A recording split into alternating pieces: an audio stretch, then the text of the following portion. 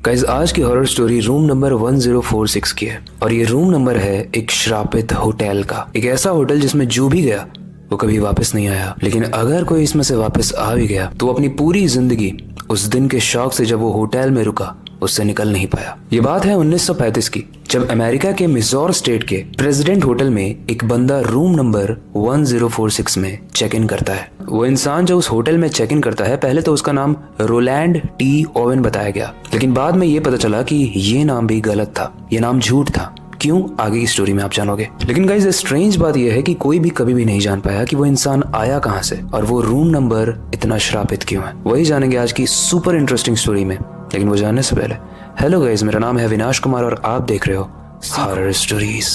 Guys जब Rowland उस hotel में चेक इन करने आया था, यानी रहने के लिए आया था, तो होटल के स्टाफ ने देखा था कि रोलैंड के पास बस एक छोटा सा बैग था। मतलब कोई ज्यादा दिन के लिए अगर आ भी रहा है तो बड़ा लगेज लेके आता है, लेकिन उसके पास काफी छोटा, मतलब हैंड लगेज टाइप का था। उसका बिहेवियर भी काफी अजीब था। होटल के स्टाफ ने उसको वेलकम में ग्रीट किया, लेकिन उसने कुछ रिप्लाई नहीं किया। वो किसी से बात ही नहीं करता था। लेकिन वो एक बड़ी ही स्ट्रेंज चीज हर रोज रिपीट करता था कि उसके होटल के रूम में कोई भी उसके बिना परमिशन के मत आना। इसके अलावा जब भी वो होटल से बाहर जाता था वो स्टाफ से बस एक चीज कहता था कि मेरे होटल में सारी लाइट्स बंद रहनी चाहिए, बस एक लैंप जलता रहना चाहिए जिसकी रोशनी बहुत कम हो। मतलब बेसिकली वो अपने रूम को काफी अंधेरा रखता था। वैसे तो उसको किसी का आना पसंद नहीं था, लेकिन एक दिन एक मेड आती है उसके रूम को क्लीन करने के लिए। रोलैंड उस दिन बिल्कुल शांत था। वो एक चेयर पर बैठा हुआ था और वहाँ एक छोटी सी लैंप जल रही थी जिसकी रोशनी बहुत कम थी। रूम की सफाई करते वक्त उस मेड की नजर उस रूम में रखे टेलीफोन वायर पे पड़ती है जो कि टूटी हुई थी। ये देखते ही मेड वहाँ से बाहर जाने लगी और उसने बोला, मैं मैनेजर को बता के आती हूँ, वरना आप किसी से कांटेक्ट कैसे करोगे, या फिर आपसे कोई कांटेक्ट कैसे करेगा। लेकिन जैसे ही मेड रूम से बाहर निकलने लगी, रोलैंड ने बहुत तेज से चिल्लाकर कहा, मुझे किसी को भी तंग नहीं करना है। उसका चिल्लाना सुनकर मेड वहां से तुरंत भाग गई।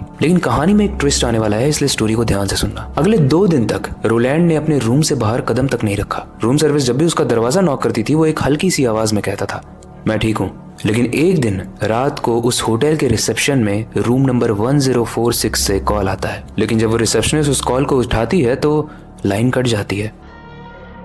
अब क्योंकि रोनाल्ड काफी दिनों से उस होटल से बाहर नहीं निकला था और ऐसी अजीब चीजें भी हो रही थी कि वहां से कॉल आ रहा है लेकिन कोई आवाज नहीं आ रही, तो होटल वाले वहां पर गार्ड को भेजते हैं। और जैसे ही गार्ड उस रूम पर नॉक करता है, अंदर से एक आवाज आती है, अंदर आओ। अब अंदर आने के लिए तो कोई कह रहा है, लेकिन दरवाजा अंदर से लॉक है, कोई खोल नहीं रहा है। तो गार्ड मजबूरन डुप्लीकेट की से उस डोर को खोलते हैं और उन्होंने जो देखा वो आज तक एक मिस्ट्री है।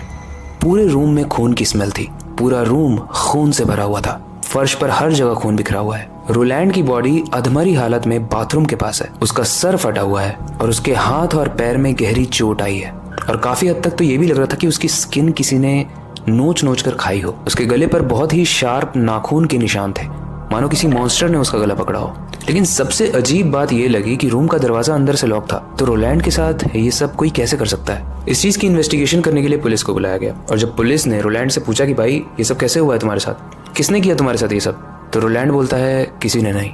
और उसी के कुछ समय के बाद रोलैंड की मृत्यु हो गई।